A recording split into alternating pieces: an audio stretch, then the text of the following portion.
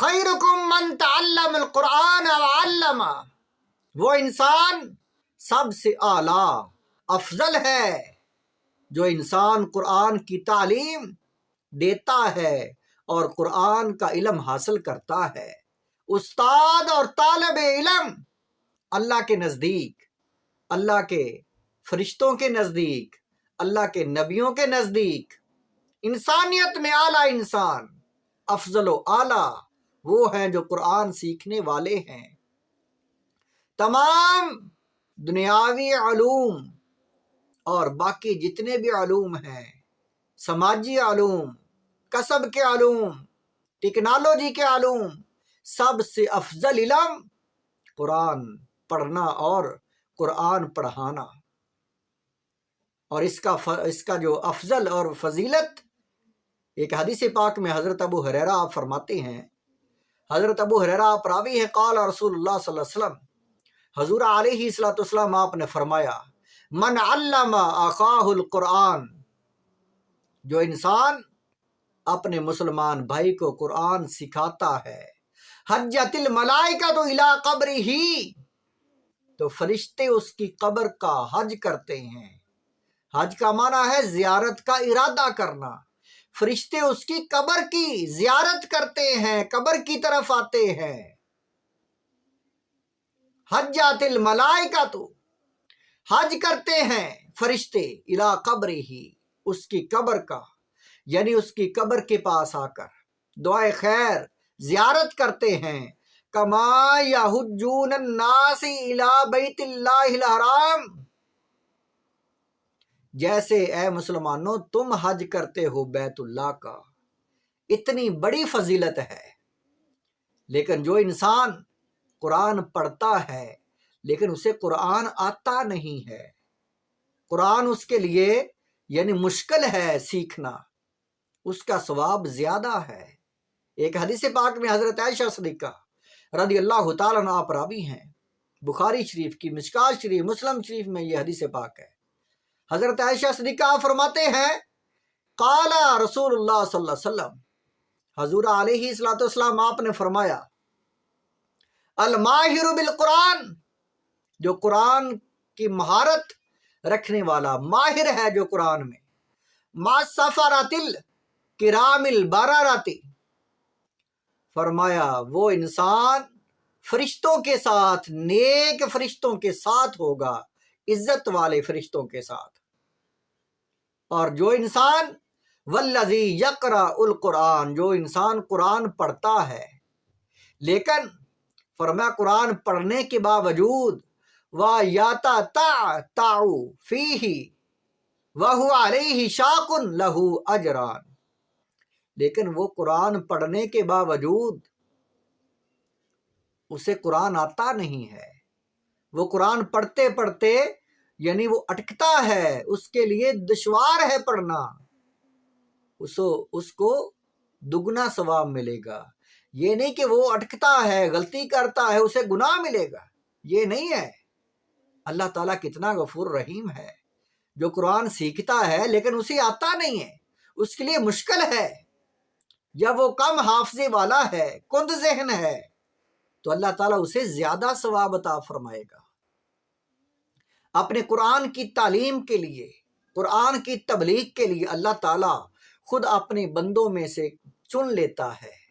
سورۃ فاطر میں آیت نمبر 31 میں اللہ تعالیٰ نے فرمایا، ایسے لوگوں کی شان و عظمت بیان کی جن کو اللہ تعالیٰ قرآن کے لیے، تبلیغ کے لیے چن لیتا ہے، قرآن پاک کے لیے۔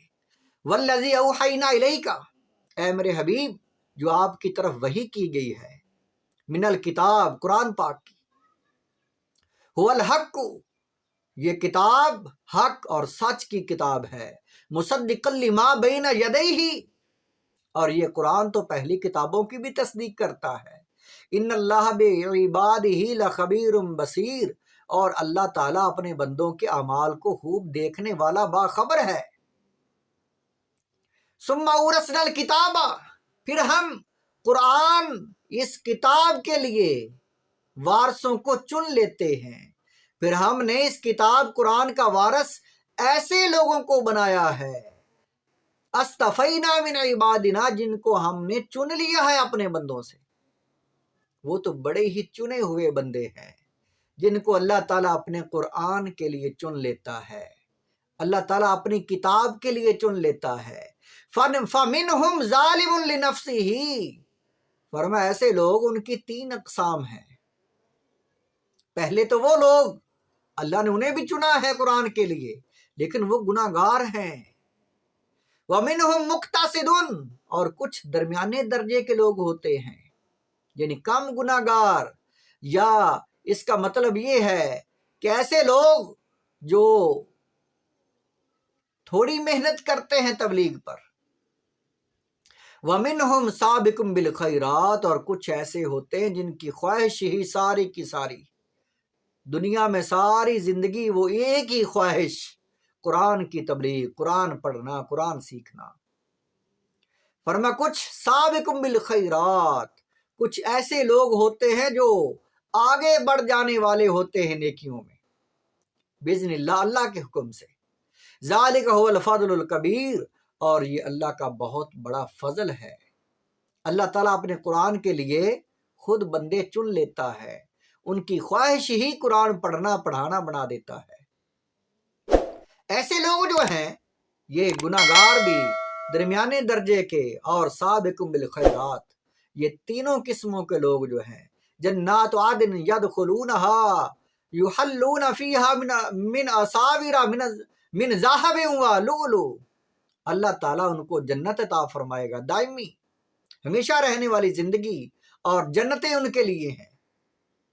وہ داخل ہوں گے اور ان کو بہت ہی قیمتی موتی، ہیرے، جواہرات کے کنگن جو ہے ان کو تاج پوشی کی جائے گی، ان کو یہ پہنائے جائیں گے.